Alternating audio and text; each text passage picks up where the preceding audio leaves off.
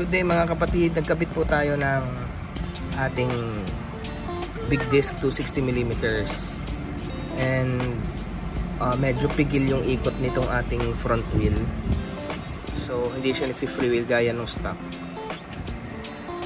So try ko rin na ilinisin yung ating pads para maging pantay yung lapat sa new rotor natin.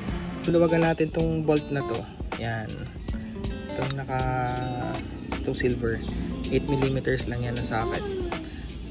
Pwede na natin kunin yung pads dito sa ilalim.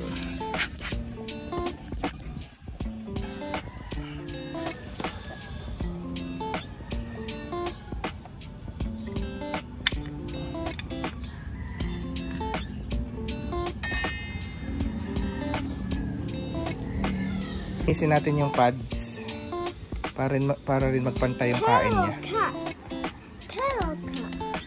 So gamit nating grit is 240. Gamit ko kasi sa bike 220 up to 320 na grit yung mga brake pads niya.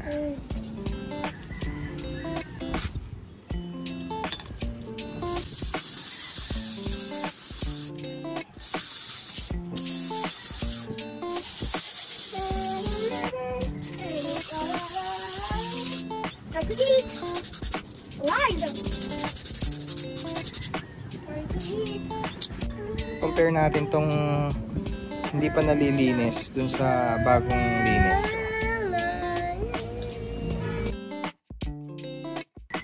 Okay na.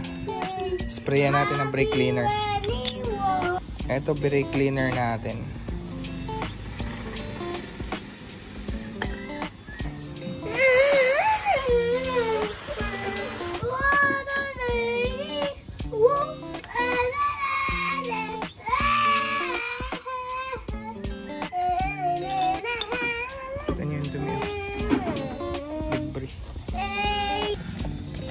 Nisprayan ko na rin yung itong caliper. So linisan na rin natin yung rotor disc.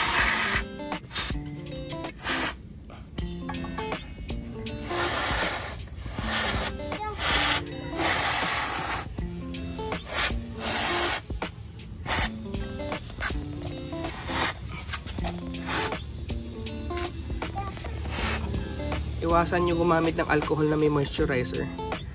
Yun yung hindi alam ng iba, alcohol ginagamit, which is okay lang basta walang moisturizer. Mainam din na ma-push back nyo yung piston ng ating caliper.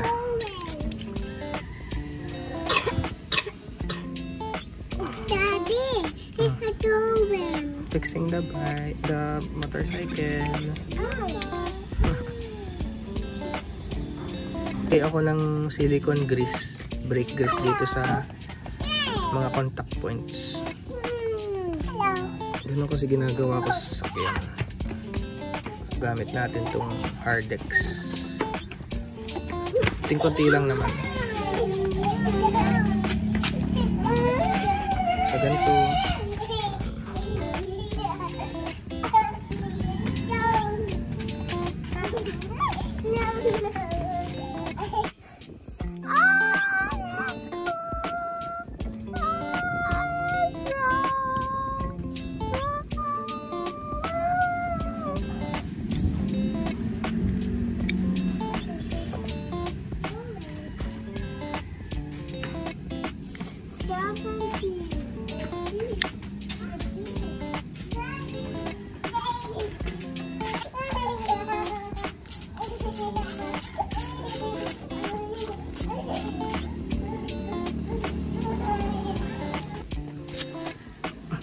Para mas madali mag-align ng rotor saka ng bagong disc, I recommend na wag nyo munang sisikipan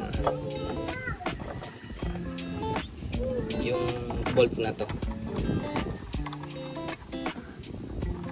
Pinrest ko ng paloob yung piston para madali ipasok dito, kasi pag hindi nyo pinrest babangga tong caliper sa rim.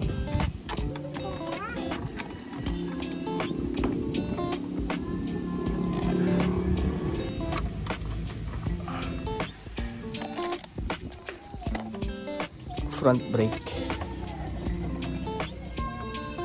Ayan.